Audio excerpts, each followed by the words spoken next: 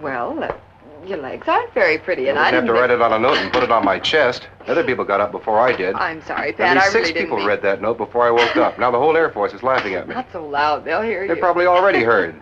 There, I didn't need to write that on a note and wear it around my chest. Your legs aren't very pretty. I wasn't the first one to get up. Pat, I'm sorry. Before I woke up, that note was read by 6 people. Now everyone in the Air Force is making fun of me. Not so loud. They'll pay attention. It's likely they already knew. He had to wait a long time to make it big in Hollywood. But even though we didn't all know his name or face, we probably all knew his face. Your late coworkers are doing the same thing in The Garden Doctor, but this is a big step up. He was on stage for years and has been in more than 100 movies and many TV shows. His roles in the 1950s sci-fi hits The Thing from Another World, The Beast from 20,000 Fathoms, and It Came from Beneath the Sea will never be forgotten. What about this?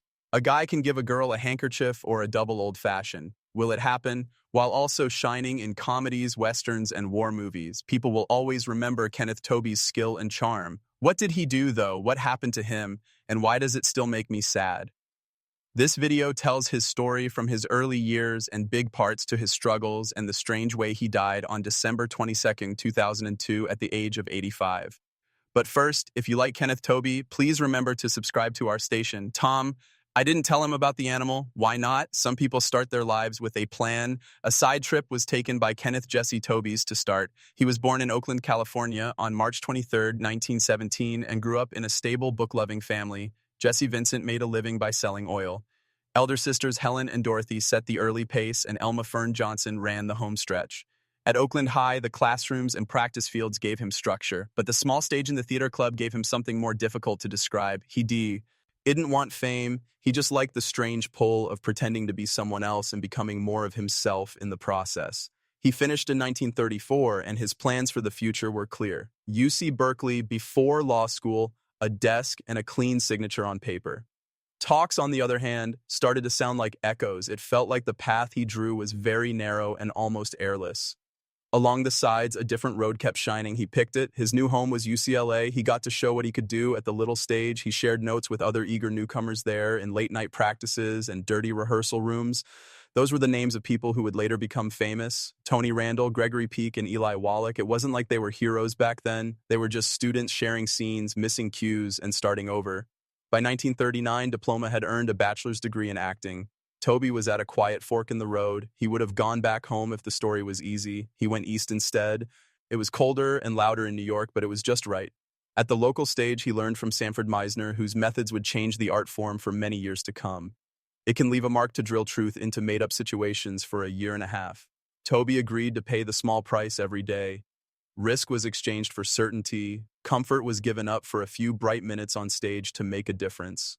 When I think about it now, the story makes me feel sad. A boy from Oakland gave up one future to start a new one, and every time he made a choice, a door shut behind him. Yet, the path he blazed from classrooms to footlights and lecture halls to rehearsal rooms says something simple and strong. There are times when the bravest thing that can save a life is to wait in the wings for a cue and hope that the lights will come on. What would happy? And next on this road, that was also a part of the spell. Tobey's story starts under the stage lights of Broadway for the first time in 1941 in Johnny Belinda, a dark play about a young woman who can... But at that moment, Tobey is just another newbie getting used to where to stand, how to pause, and when to leave the room alone. After this, there is a long apprenticeship that is defined by darkened aisles and doorways. He goes by Mr. Roberts, Winged Victory, the Caine Mutiny Court-Martial, A View from the Bridge, and other homes that smell like dust, paint, and desire.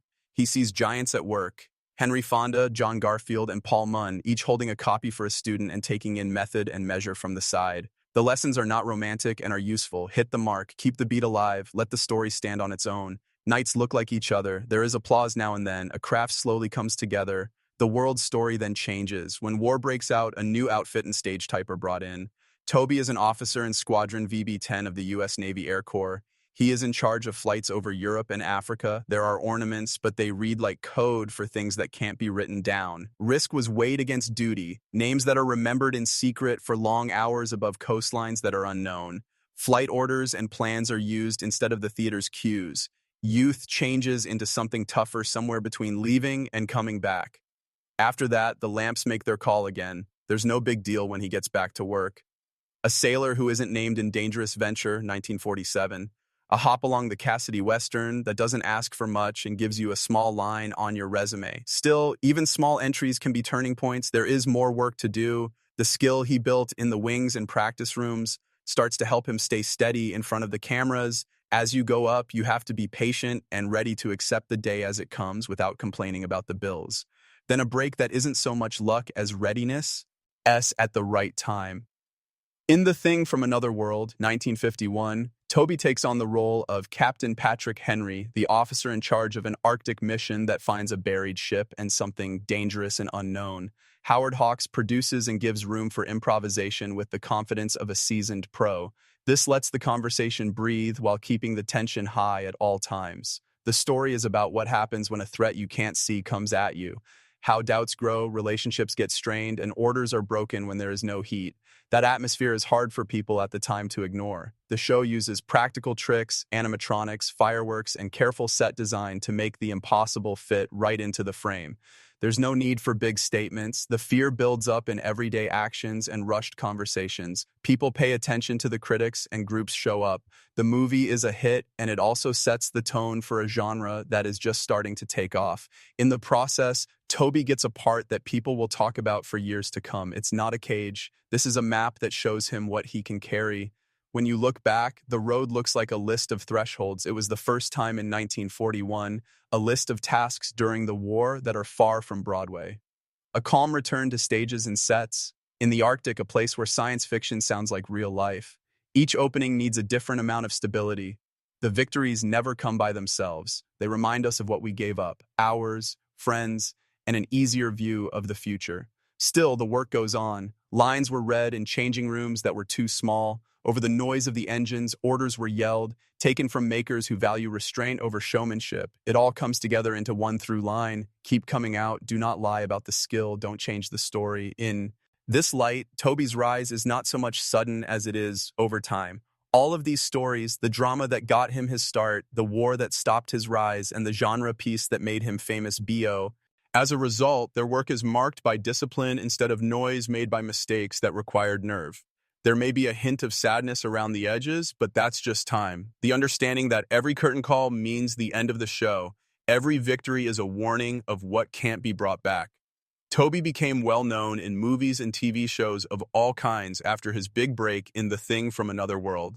He was able to easily play parts in every genre, but it was the sci-fi boom of the 1950s that really made him famous. People were amazed when he worked with the famous Ray Harryhausen on The Beast from 20,000 Fathoms, a movie that seemed to come from inside the ocean. Tobey, who was usually dressed in a military uniform, faced unimaginable monsters in 2 movies that put whole town's safety at risk. In a time when movies often showed people being afraid of the unknown, these parts made him a true hero. He was also popular on TV with the show Whirlybirds, where he played a daring chopper pilot who did dangerous jobs for a charter service with a partner. The show, which was made by Lucille Ball and Desi Arnaz's DCU Productions, ran for 111 episodes from 1957 to 1960. Tobey's work lasted an amazing 50 years, spanning war dramas like 12 and High and The Wings of Eagles to Western showdowns like Gunfight at the OK Corral. He was in later years on TV shows like Perry Mason, Batman, and even Star Trek: Deep Space Nine. His work is like a time diary when you look back on it. On film are moments of bravery, excitement, and quiet strength. Though the movies are from a long time ago, they still make me think of a certain star and an age in Hollywood that I love. Tobey kept a word about things that were important to him in his home and heart. In 1968, he married singer April Hutton. She used to be married to a guy named Axel Storall, and for a while her N.A. Me came up with Frank Sinatra Jr. It wasn't always good times for Tobey and Hutton in the late 1960s. A cancer took her life in 1973. There was only a small family left, with one girl named Tina and the sound of a partnership breaking up Midong. His story was more serious when he wasn't on stage. He was a fighter pilot in World War II before Hollywood ever heard of him. When he came back, he brought a quiet storm that never quite went away. In the years that followed, alcohol hid opportunities and arrests for crimes linked to drinking made the news. Even though work was important, it also had limits. Casting directors looked at his stoic presence and rich baritone voice and decided that he would be the tough guy, the leader, or the detective. People knew he was in a position of power. Not many people were allowed to see how he worked out his complicated soul. You can turn that kind of box into a room by putting things inside it. Tobey did it with professionalism and energy, showing up for role after role, hitting marks, and getting the job done. Some people still wonder what might have come out if the plots had been wider open. If he had been given the keys to a touching drama, a late career revelation, or a figure with dark sides that came out in strange ways. Time made things worse. Long-term illnesses crept in and stayed. He worked anyway, year after year, like a craftsman who goes back to the bench out of habit and respect. He finally put down the tools and turned down the stage lights in 1997. He has had a lot of different things happen in his life. A one-night stand that ended too soon and a job that never fully matched how deep they were inside. A man who lived through both the loud and quiet fights of war. Even after the credits roll, people are still wondering what he gave, what was taken, and what kind of art might have come out if luck had changed just a little. Tobey's story lives on in that way, not only as a list of parts, but also as an example of how to keep going, even when the script doesn't give you many chances to do right. The end came without any show. He died of natural causes at his home in Rancho Mirage, California on December 22nd, 2002. He was 85 years old. His daughter Tina and the long body of work that comes from working in movies and TV for a lifetime are both things that keep him alive. A lot of names, sets from decades ago, craft service coffee, early call sheets, and late rap times. That's the subtle irony in his story. After a career full of bigger-than-life parts, the ending was soft and almost humble. When you look at the work, a picture shows up. That person has grit, authority, and the air of a professional who could anchor a scene or fill in as an important supporting character and make it feel full. Fans, directors, and people in the next age all paid attention. It's clear from the way people talk about him that the way he was steady on screen changed the way they thought about becoming an actress. It doesn't come as a surprise when names like John Carpenter and Kurt Russell come up. His impact isn't a single burst, it's a line that keeps going out. After the news spread, tributes were written, some for the public and some for interviews and diaries. Many people shared in the places that still had memories of the day. Newspapers, books, and the first websites. James Arness, who played the same part in The Thing from Another World as him. Ray Harryhausen, whose effects warmed up some of the sci-fi ground that Tobey helped to map. After many years, Joe Dante directed him in Gremlins 2, The New Batch. Tom Weaver wrote books about long chats he had with him that movie fans still talk about. With each voice, like a brushstroke, they drew a figure that was both familiar and new. It's easy to want to fit his life into a story. Character actor who works hard and is a devout Christian, all of these things are true, and all of them are missing some parts. He bigger picture keeps things interesting. Many people praised how well he controlled the screen and how much work he did. He was also clear in the public views he took, which got him both praise and criticism. In Hollywood, the same person can be a steady worker on set, a lightning rod at the platform, and a quiet donor at home. That duality feels very American and Hollywood. That could be why his story sticks with you. The longing isn't just for a certain time of monster movies and westerns. It's also for a way of making things that doesn't seem to be done as much these days. The long haul, the worker who keeps coming back, dabbling in different styles and never getting comfortable. As bad as the tragedy is, it's not a scandal or a big exit. Time usually comes to an end in this way. After more than 50 years of work, the job came to an end with care, like a book being closed.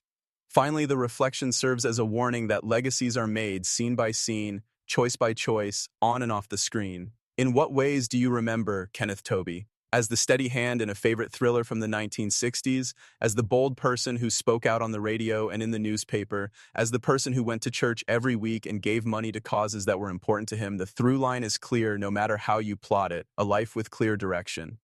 We'll end the work where many of those honors left off. Name it if one movie or TV show role stands out to you. Was it The Thing from Another World with its icy tension? Another appearance that made you smile because you recognized it? Tell us why your pick lasts. Stories keep people in the moment. And this one, rough job, strong views, quiet end, seems like it should be told again.